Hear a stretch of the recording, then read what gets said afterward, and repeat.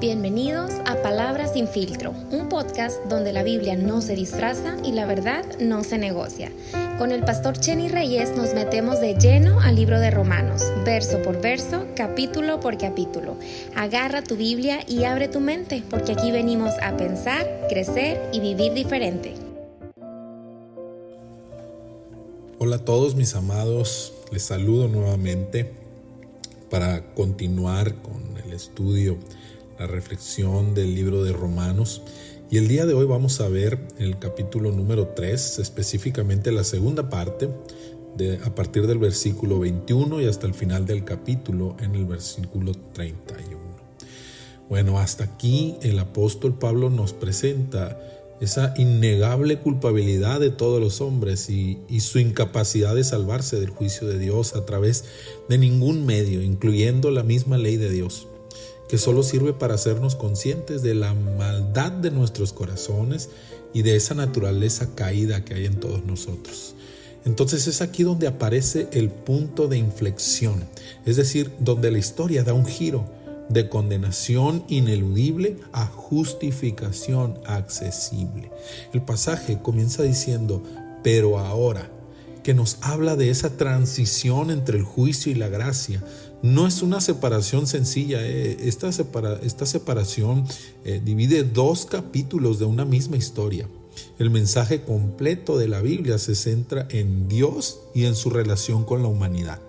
El Antiguo y Nuevo Testamento son dos formas en las que Dios se relaciona con el hombre. La palabra testamento significa alianza o pacto. El Antiguo Testamento habla de cómo la humanidad llegó al conocimiento de la ley y de su incapacidad para poder cumplirla, empezando por la caída del hombre en el huerto del Edén, y que de eso hablaremos en un momento más. Después la elección de un hombre y con él de una nación para revelar su ley. Pero la historia nos revela que Israel no fue capaz de cumplir la ley de Dios. Y el Antiguo Testamento termina con la demanda de los profetas al pueblo infiel, al pueblo adúltero, y el anuncio de la llegada de una nueva era donde el Mesías traería salvación para su pueblo del pecado. Hasta ese momento el único medio para la relación con Dios era el cumplimiento de la ley y el cumplimiento completo de la ley de Dios. Pero ahora, dice Pablo, hemos entrado en una nueva etapa, un camino aparte de la ley, porque el propósito de la ley nunca fue salvar al hombre. Si nos damos cuenta, ese no fue el objetivo nunca, sino guiarlo hacia Cristo, hacerle ver que nadie era suficientemente bueno y que todos necesitamos de un Salvador. Por eso dice que ese nuevo camino era revelado por la ley y los profetas. Es decir, que todo ese camino histórico iba encaminado a revelar este misterio de la salvación por la fe. Aquí es donde podemos recordar, por ejemplo, a hombres como Abraham, que más adelante va a ser citado, que él fue el primer hombre justificado por la fe y no por la ley, porque para empezar ni siquiera la ley se había revelado. Pero él creyó y esa fe, dice, le contó como justicia.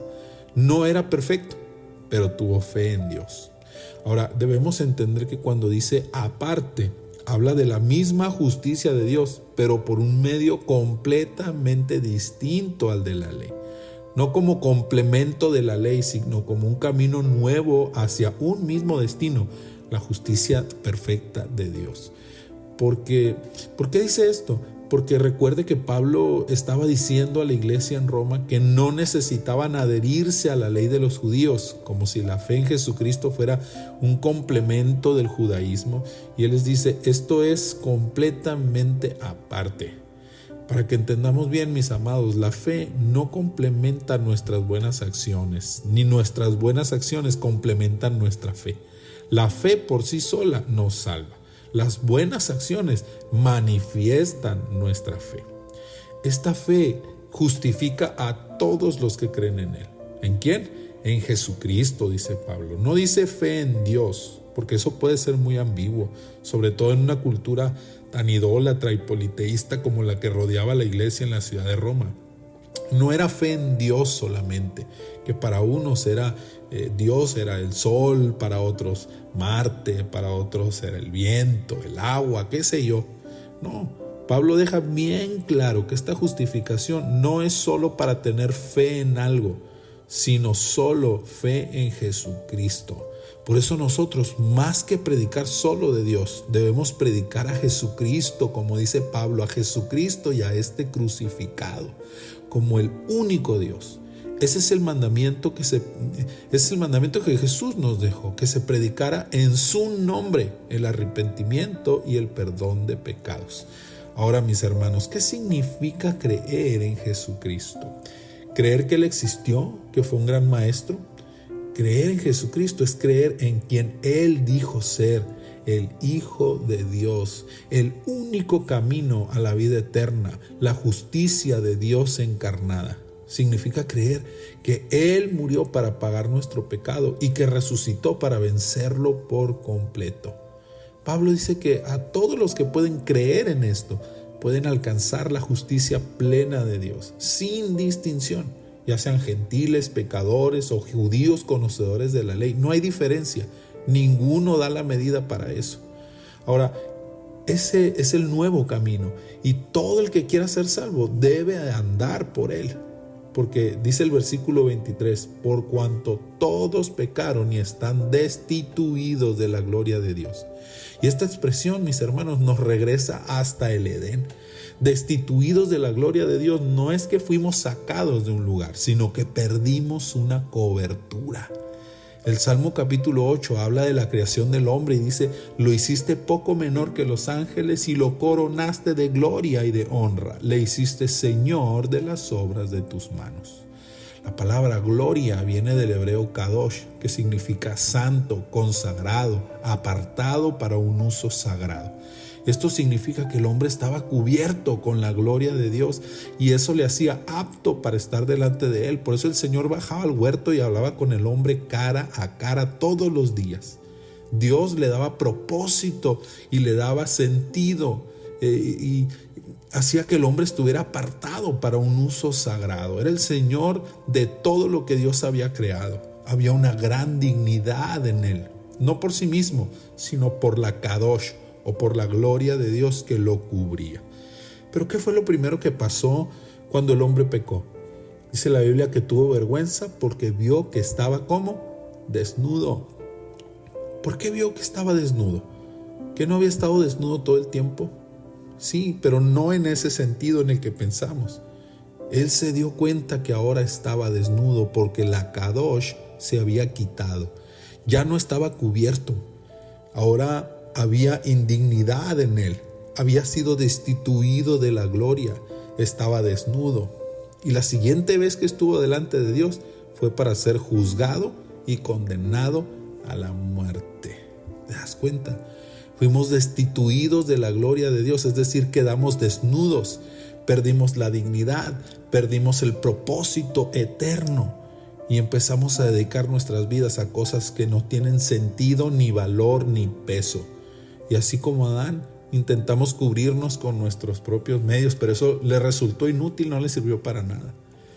Querido amigo que me estás escuchando, si hoy llegaras a estar delante de Dios y Él te pregunta, ¿por qué yo no debería juzgarte? ¿Por qué yo no debería de condenarte?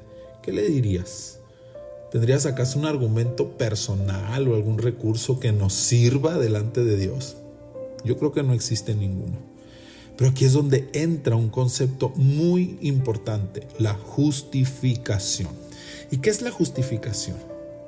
Justificar es mucho más que excusarse, porque muchos de nosotros entendemos justificar como poner una excusa, ¿no? Como cuando faltamos a la escuela y luego llevamos un papelito allí que era el justificante o era la razón por la que no pude venir y entonces de alguna manera me quitaban la falta, ¿no? O hacían que no contara tanto. Justificar no es poner excusas y que Dios nos acepte nuestras excusas. Es que mira, Señor, es por esto, es que no tenía otra opción. Y que Dios diga, ok, sí, pobrecito, no te preocupes, te la vamos a dejar pasar porque pues sí, la verdad está difícil tu situación. ¿Se entiende? De ninguna manera, mis hermanos, no es esa la justificación. Porque si Dios lo hiciera así, sería injusto si hablara de esa manera. La justificación significa ser cubierto. cubierto por completo, es decir, soy declarado justo por su justicia. Soy declarado bueno y perfecto, aunque yo no lo sea. Pero ahora ya Dios no me está viendo a mí, está viendo la justicia de Cristo cubriéndome, así como al principio. Los que saben de documentos de Word o de Pages o de cualquier editor de texto, saben que existe entre las alineaciones de los renglones algo que se llama justificar. Y cuando elegimos la función de justificar, todos los renglones quedan del tamaño de la hoja, es decir, completa los espacios para que todos den la misma medida. Así funciona la justificación. Cuando Dios nos justifica, hace que todos, sin importar quiénes o qué seamos, demos la medida de la justicia que Dios requiere. No nos completa, ¿ok? No es que complete nuestros vacíos. No complementa nuestra justicia personal, sino que nos cubre de nuevo con su gloria. Nos cubre de nuevo con la Kadosh, como al principio. No solo perdona nuestros pecados, nos regresa toda la santidad, toda la dignidad y todo el propósito sagrado con los que fuimos diseñados. Qué increíble noticia, ¿no crees? Ahora podemos volver a estar cerca de Dios, podemos volver a gobernar sobre las cosas creadas. Tenemos un propósito eterno, nuestra vida tiene sentido y no desperdicio. Y el apóstol Pablo dice que esa justificación es gratuita. La palabra griega aquí es dorian, que significa regalo. No quiere decir que no tenga precio, ¿okay? Quiere decir que es un regalo, es decir, que fue gratis para nosotros, pero no para el que nos lo dio. Gratuitamente aquí significa sin causa. Quiere decir que no lo merecíamos, que cuando Dios nos escogió no fue porque vio algo bueno en nosotros, o que Dios no nos escogió porque vio potencial, porque vio nuestras capacidades, porque vio nuestra justicia, para nada. Mis hermanos, cuando Dios nos vio, solo vio pecado, maldad, iniquidad.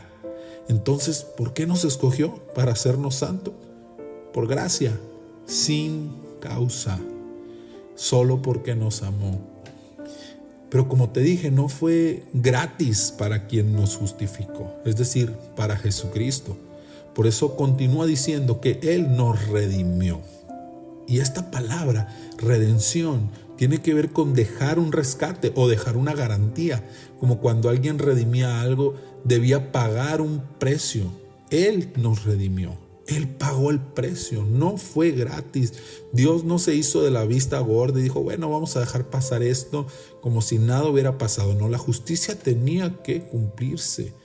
Recuerde que estamos hablando de la justicia de Dios, que exige un pago por el pecado, y ese pecado es la muerte. Lo único que podía ser dejado en garantía para que la justicia de Dios se cumpliera, lo único que servía era la vida del Hijo de Dios.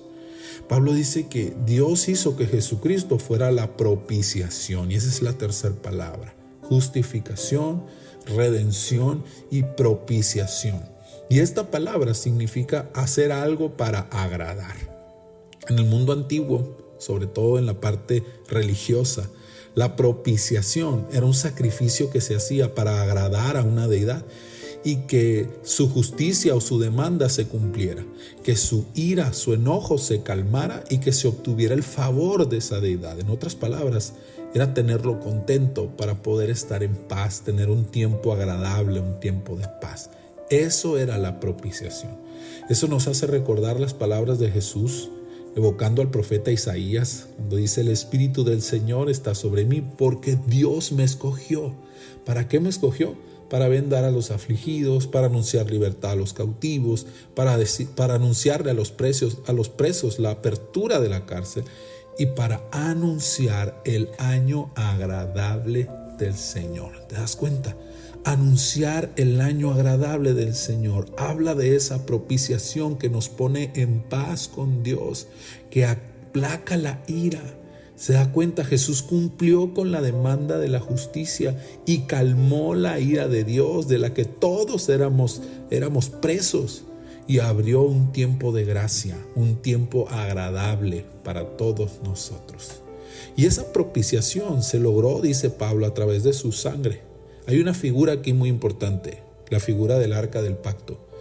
En el Antiguo Testamento dice que en la parte superior del arca, entre las dos figuras de los querubines, había un lugar muy importante que se llamaba el propiciatorio. Y en ese lugar se derramaba la sangre de un cordero perfecto en la fiesta del Yom Kippur o el día de la expiación.